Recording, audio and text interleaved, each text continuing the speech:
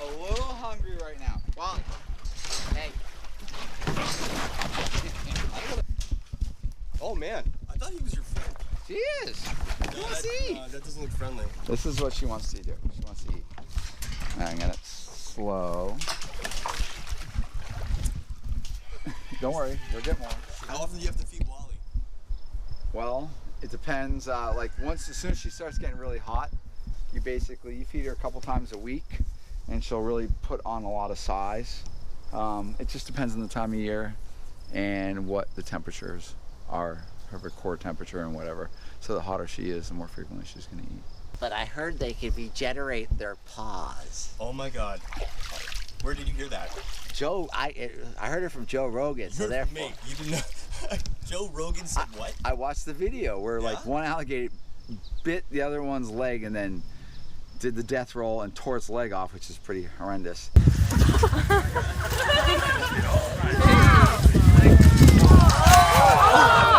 And then the girl was calling it paws, and then said, can they regenerate their paws? And then Joe, either sarcastically. There's no way he said sarcastic. Okay, so he said, yep, they regenerate their tails, they do, or their paws, they do it all the time. Yep. I mean, those are not regenerative, right? Yes, they are. They are. Can he grow another paw? Yep. Whoa. Yeah, they grow other paws all the time.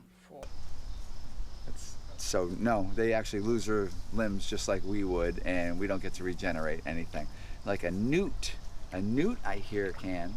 Look at axolotl, yeah, things like that. Axolotls. I don't know what that is. What is that? Axolotl is basically, yeah, it's a fully aquatic, essentially a newt from Mexico's, and they've been wiped out. They do not exist in the wild anymore. They only exist in captivity. So we have all sorts of different herpetoculturists and aquarists that are keeping and breeding axolotls. So we have all these axolotls that are now in captivity, but they don't exist in the wild because the areas where they lived have been so severely polluted, they're literally extinct. So the private sector holds a great amount of these animals in captivity, and it wasn't for, you know, the prowess of people being able to breed them. You don't know what their future would be, other than the fact that zoos. She's under the water. She could come out at any minute. Are you gonna be done with this? She's so excited. Do you live feed Wally? I would never, ever, ever live feed Wally. Although we do feed entire pizzas to Wally. Pizza. Come here. You want more? Wow, you're getting lazy. You have to throw it. Ready? I'm gonna throw. I am disgusted. She's that lazy.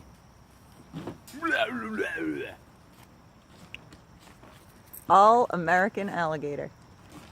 But she's so lazy. She usually comes and eats it right out of Exactly. my hand. I'm so offended.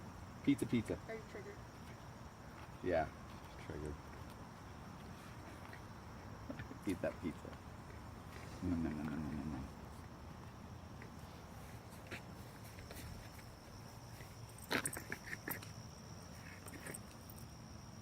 So pizzas occasionally do die.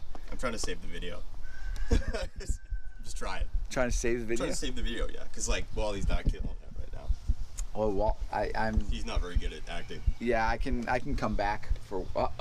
She might be eating. That's a good sign. There we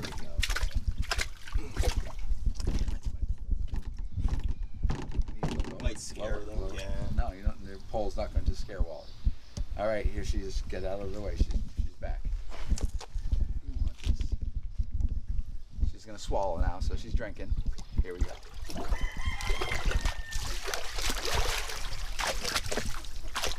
Now she's down to business. Nom. Do you need special permits in Hampshire for this? Sure. You do? You must have special permits to keep something like this. For, you know, the welfare of the animal, and also welfare of, you know, people's safety. It's no joke. I mean, they have some serious power. What other animals do you keep that you need a permit for? Venomous in New Hampshire, yeah, venomous. A kookaburra. Oh yeah, you get a kookaburra. Yeah, if I do any endangered species like eastern box turtles or something like that, you'd need a permit. You know, those are New Hampshire laws and whatever, like snapping turtles and stuff like that, because people were coming up to New Hampshire and collecting a lot of snapping turtles for meat, and they would load up their pickup trucks, and they would, in the spring, they go around collecting all these big breeding snapping turtles. They'd load up the bottom of a pickup truck, and then they put a board, you know, like a 4x8 sheet of plywood. They put that down, then they put another layer of turtles, and then put another board, and then they just stack it up, and they would strap it all down, and it was all full of snapping turtles, and they'd leave the state because we didn't have any laws protecting snapping turtles. And a lot of these snapping turtles are, you know, 30, 50 years old.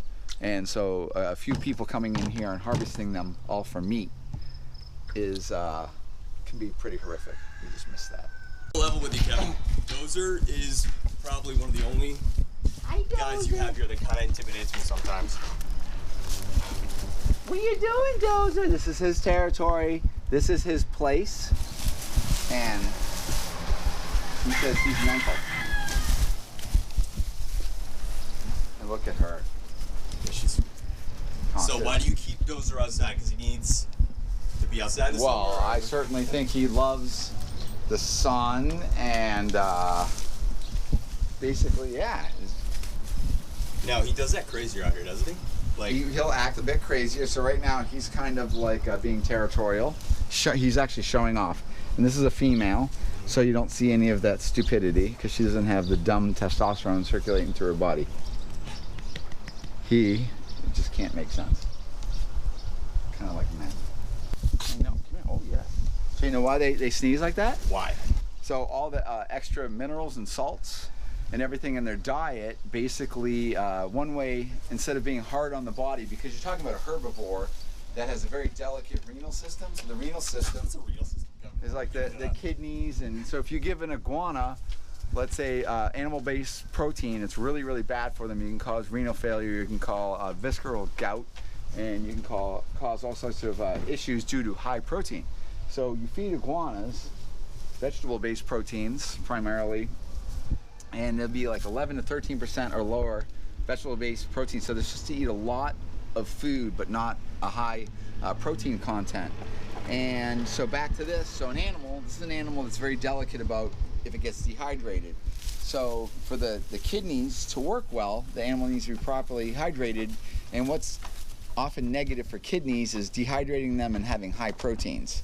So what they do is they'll take the salts and the minerals, the surplus salt and minerals, and they'll sneeze it out just to, she'll come over and sit in your lap. That's what she's doing. Come here. Who's my girl? So they sneeze out their calcium, you're saying? No, not calcium, but like salts Oh, there's salt. and stuff like that. He's gonna, here we go. oh yeah. Oh, yeah, that's my woman. Yeah.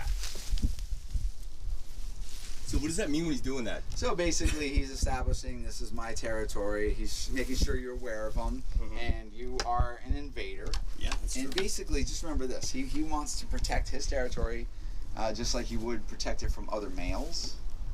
So he kind of gets a little funny, a little out of control. That's his lady. She's not my type. Dozer.